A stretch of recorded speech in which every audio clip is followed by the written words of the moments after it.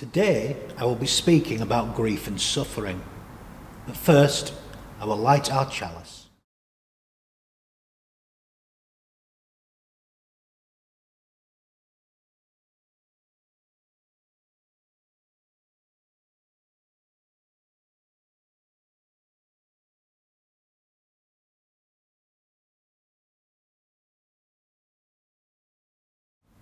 No person on this earth is immune from suffering and grief. It is a part of human life, as is joy and love, and of course mystery and wonder. Everyone has experienced the loss of someone they have loved with all their heart.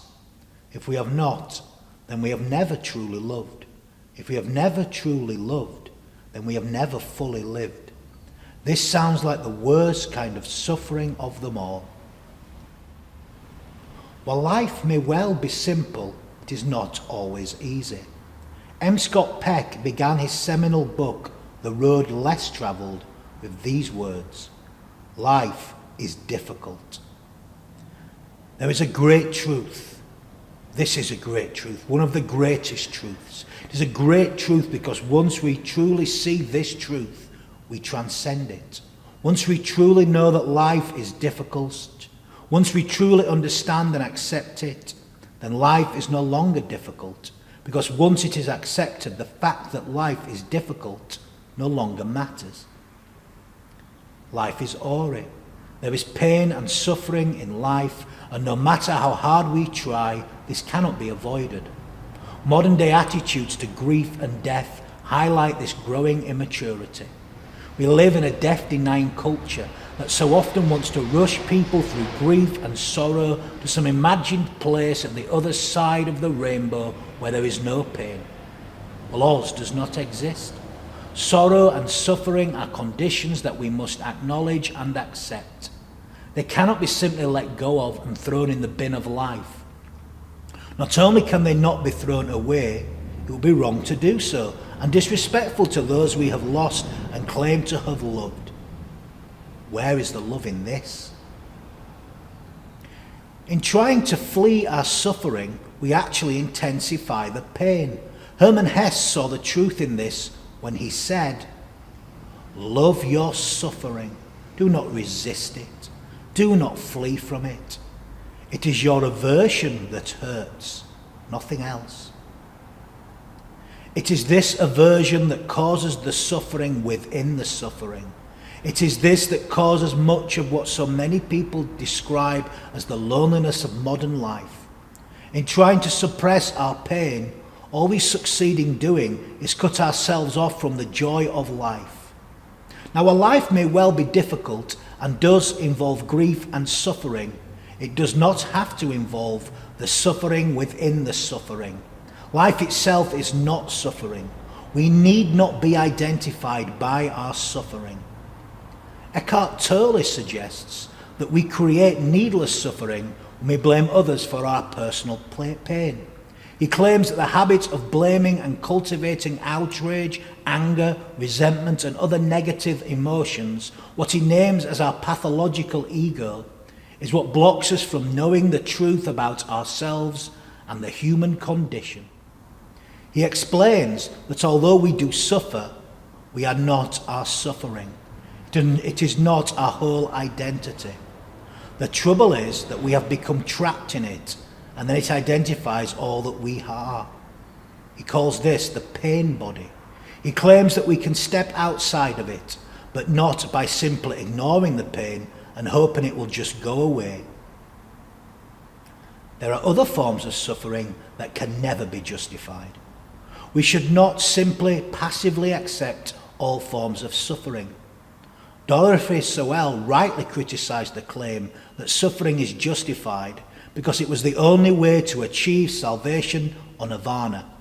As she said, "No heaven can rectify Auschwitz." She did not believe that suffering was ordained by God. Instead, she saw God within the suffering. For her, God suffered with humanity. For her, salvation was achieved through experiencing God within humanity's suffering, not as a result of it. She saw God as being in solidarity with the victims of oppression in human society. Therefore, in her view, to fully experience salvation is to work for the liberation of the oppressed and to end man-made suffering, not passively endure it. What is required is a compassionate response to suffering. Compassion means to suffer with. We can learn to be with others in their suffering and with ourselves in our own. The opposite of compassion is apathy. To be apathetic to the suffering, not only of ourselves but also that of others, is the worst kind of hell anyone can suffer from. It's inhuman. It creates our loneliness and it creates our isolation. To suffer with is to experience compassion, and of course to grieve is to love. Forest Church claimed that grief is not really about death at all, but more about life and the courage to love. Grief is truly about love, and therefore it's not an end point. It's not a land of sorrow and regret in which we become lost, but a bridge that leads us back to life from death. He claimed that grief is so intensely powerful that it has the capacity to lift up our lives to the most sacred of moments and remind us what really matters. That said, it loses its power if the grief is suppressed or silenced or neatly packaged and sanitized. Life is not neatly packaged, so why on earth should we expect grief to be? When grief is allowed to speak its truth, it does so powerfully. It is personal in its power to change individual lives. And it is also universal, as it will visit all who dare to love what is mortal. I agree with Forrest's belief that the choice is not between love and death, but between a life lived in fear of love because of the reality of death and loss, and a life lived courageously with love despite death's presence. Love and grief have the power to change us forever. As Forrest has reminded me once again from the grave, the purpose of life is not to avoid grief and death. Instead, the purpose of life is to live in such a way that our lives will prove worth dying for by the love that we leave behind. I invite you now to be still with me. Quieten your mind. Connect to your body, to your breathing. Connect to that loving place at the core of your being. Be still within it. Give thanks for life, for this mortal life.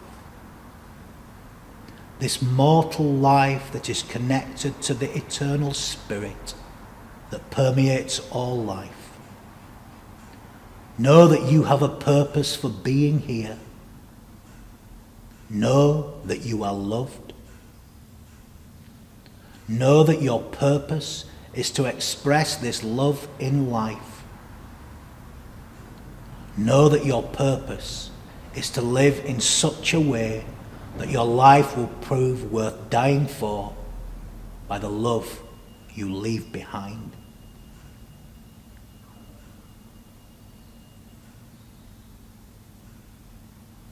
Amen.